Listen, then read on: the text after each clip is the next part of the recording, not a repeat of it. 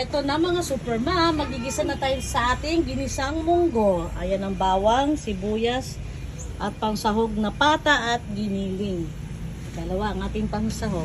Maglalagay na tayo ng mantika. Konting mantika lang. Ayan. Ilalagay na natin ang bawang.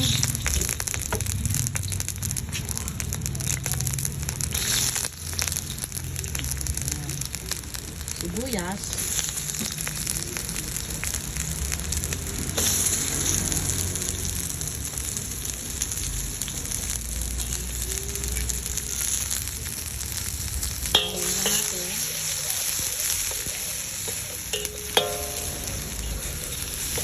Ang gamit kong stainless na kaserola ay wok.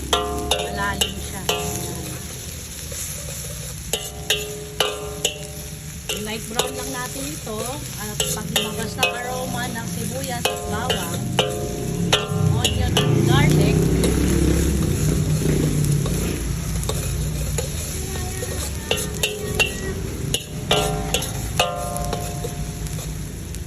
ayan, sobrang natin sibuyas, sobrang na natin ng konti. Hinahalo para di masunog. So ayan, nag-brown na ang ating bawang at sibuyas. Ihulog na natin ang ating giniling. Ayan.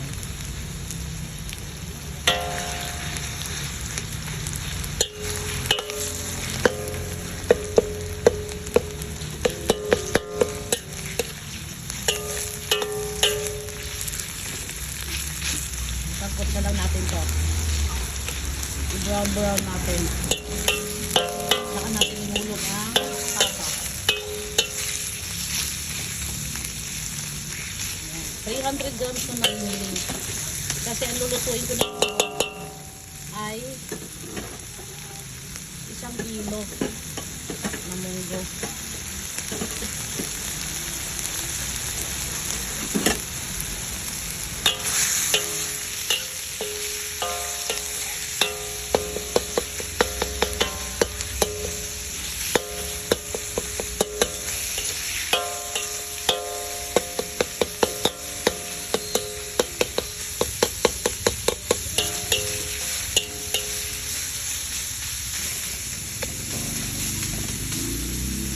Ayun, lagyan na natin ng konting paminta.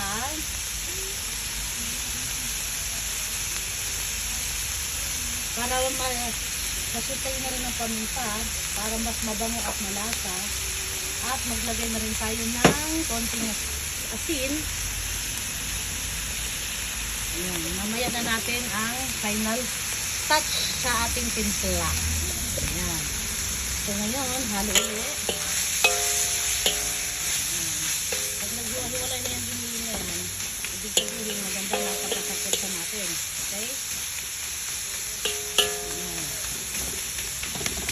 Hahaluin para hindi ka mamumuo. Kapag nahalo, ipitrit mo rin para maghiwa-hiwalay ang karne. Hindi ka dikit-dikit. Hindi ka mamumuo.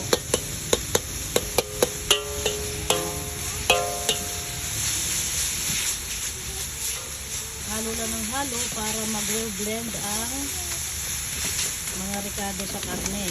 Ayan. So, durog na siya. Time to put our pata. Ayan.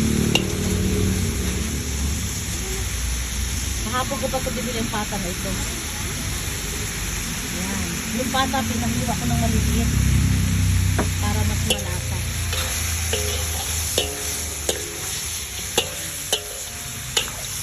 Sangkot na lang din natin yung malikit para lumabas yung lasa ng lasa. Takpan muna natin at balikan natin para lagyan na natin ng tubig.